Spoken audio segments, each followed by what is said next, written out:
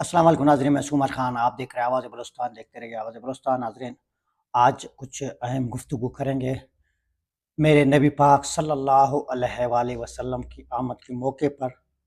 میں قربان جاؤں اپنی آقا پر ہزاروں بار، کروڑوں بار، کیونکہ میرے آقا نے آسانیاں پیدا کی ہیں۔ اس نے کہا آپ میرے نقش قدم پر میرے امتی چلیں، انشاءاللہ کامیابی ہمیشہ آپ کے لیے ہوگا۔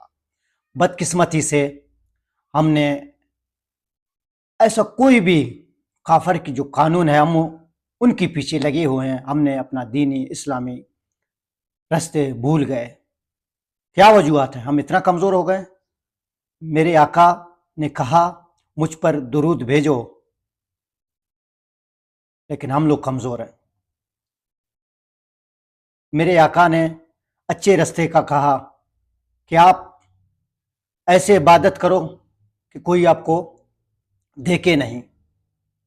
اس نے تہجد کی نماز رکھا، ڈائریکٹ اللہ تعالیٰ سے آپ کی ملاقات ہوگی، اللہ تعالیٰ ہماری عباداتوں کو قبول کرے۔ بدقسمتی سے آج ہم کہاں پہنچ گئے؟ ہم جلسہ جلوس کرتے ہیں، راستے بند کرتے ہیں، اپنا مسلمان بھائیوں کو تکلیف دیتے ہیں۔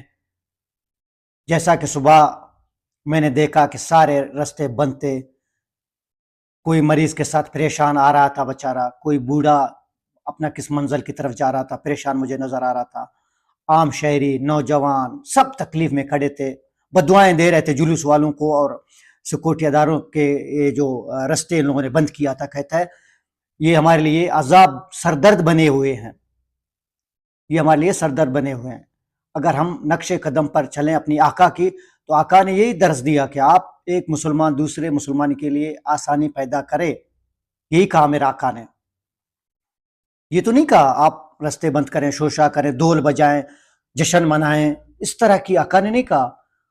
آقا نے، نبی پاک صلی اللہ علیہ وآلہ وسلم نے بہت آسانی پیدا کی ہے۔ میں نے شروع میں بھی کہا، پھر کہوں گا، آپ خیر و خیرات کریں، آپ گھر میں مسجد میں نفل ادا کریں، شکرانہ اللہ تعالیٰ کی کہ اللہ تعالیٰ نے ہمیں ایسی آزادی، خوشحال زندگی اور ہمارے خاص کر مسلمانوں کے لیے بہت ساری چیزیں، بہت نظام آسان کیا ہے۔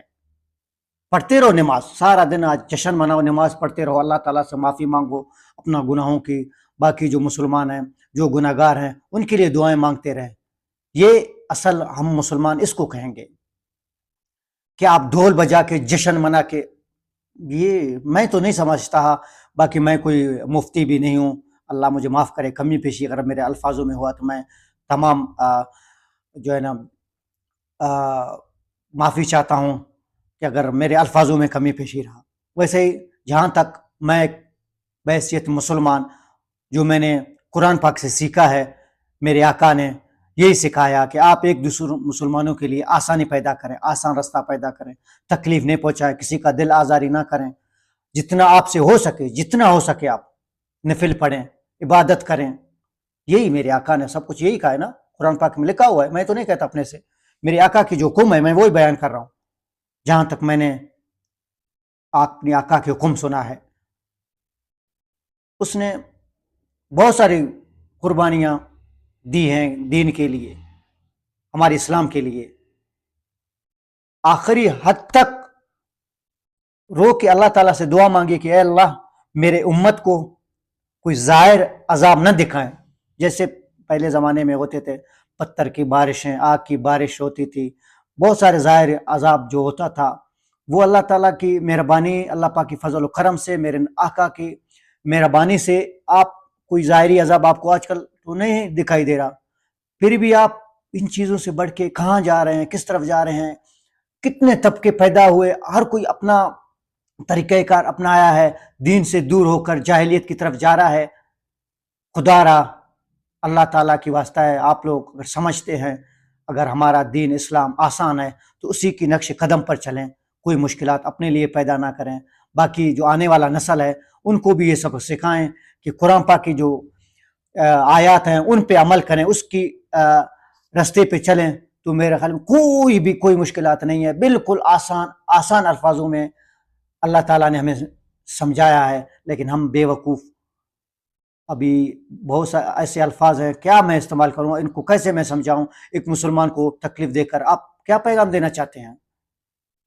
اپنا اللہ اور حضور کو مان کر میرے اس ویڈیو کو آگے شیئر کریں اور اس پہ خاص توجہ دیں، اس میں کتنا اہم باتیں میں نے کی ہیں۔ اللہ تعالی ہم سب کو ہدایت دے۔ سومر خان کو دیجیے اجازت، اللہ نے کے بعد۔